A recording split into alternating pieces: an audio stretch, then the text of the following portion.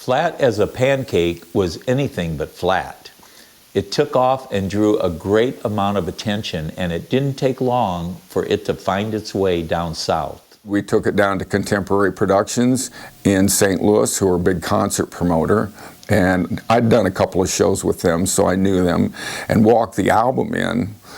What they did is they took the album over to St. Louis to Shelley Grafman at KC Radio. That was right at the time FM AR radio was popping full blast. So Shelley Grafman at KC Radio heard Flat as a Pancake and absolutely loved the album. He especially loved There's Never Been Any Reason, which had been written by Mike Somerville. And he decided he was going to see if he could break an unknown band with a song he loved and show how powerful his station was and how strong AOR FM radio was becoming. So Shelley had the disc jockeys start playing Never Been Any Reason. And I talked to one of the disc jockeys not too long ago at a screening for a video called It's in the Waters from St. Louis about the bands, a couple of the bands that broke out of St. Louis, Us and Ozark Mountain Devils, etc. And the disc jockey goes, I was a late night jock, and he said, I played There's Never Been Any Reason. And Shelley calls up and goes, I love that song. Play it again next hour. He says, I played it again the next hour. He says, Shelley calls me again and says, play it again the next hour.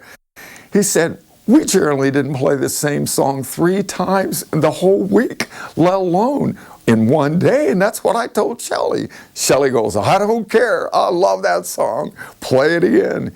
And so that's how Never Been Any Reason and Flat as a Pancake broke wide open out of KC Radio in St. Louis and started us on our way to becoming a national act.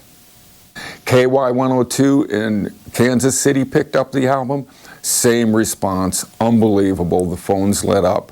And so then over time and going through the usual number of no's that bands get, we got a big yes from A&M Records. And the album, Flat as a Pancake, was re-released then about 6 months later in May of 1975. And the wonderful thing about that album was that the original recording stood as recorded at Golden Voice.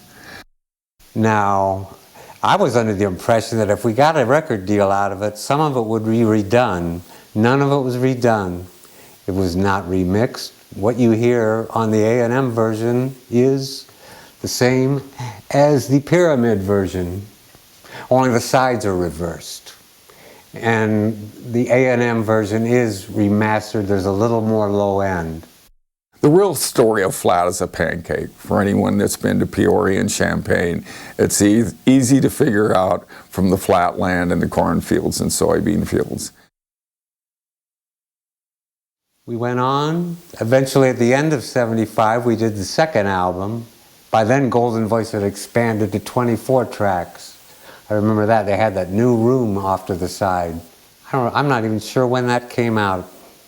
April or May of '76. My father always referred to this album as that one with a truckload of pot. Mike continued touring until 1980 when he left the band, and then rejoined Head East in 1994 and played until 2003.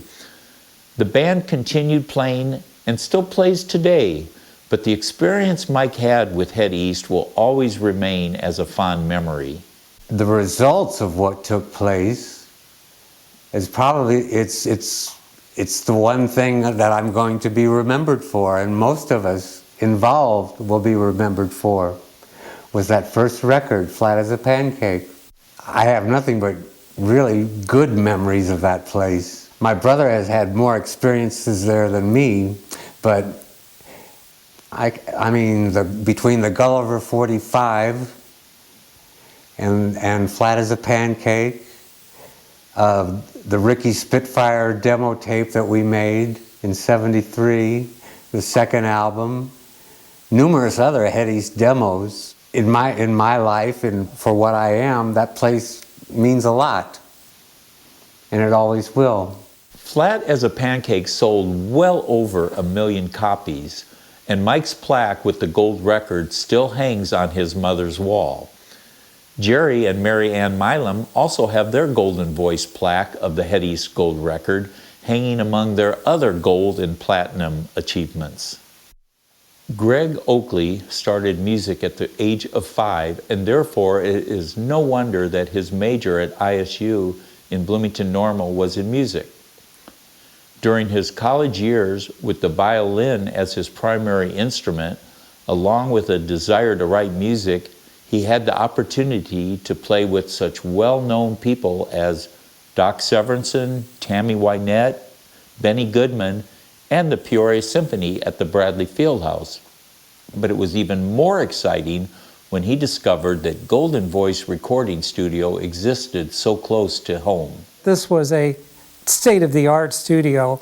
We're talking a 24-track MCI tape machine, automated console. It was everything a musician that writes music and wants to record it could dream about having, especially in their own backyard, like South Beacon. My first experience at Golden Voice was in recording a piece of music that I had written with a friend of mine, Ed Doris. We recorded all day long, put all our tracks down. When we were done, it went down on a little piece of tape that I managed to get transferred to a cassette later on when that became the technology of choice. I played on probably at least 10 different sessions, and it was a wide variety of music that I did, everywhere from arranging to actually arranging and playing. I played on rising starlets that were young girls playing songs like Daisy Eagle, BB Gun, to probably the pinnacle of what I did out there, which was to do the string arrangements and play on Head East's second album.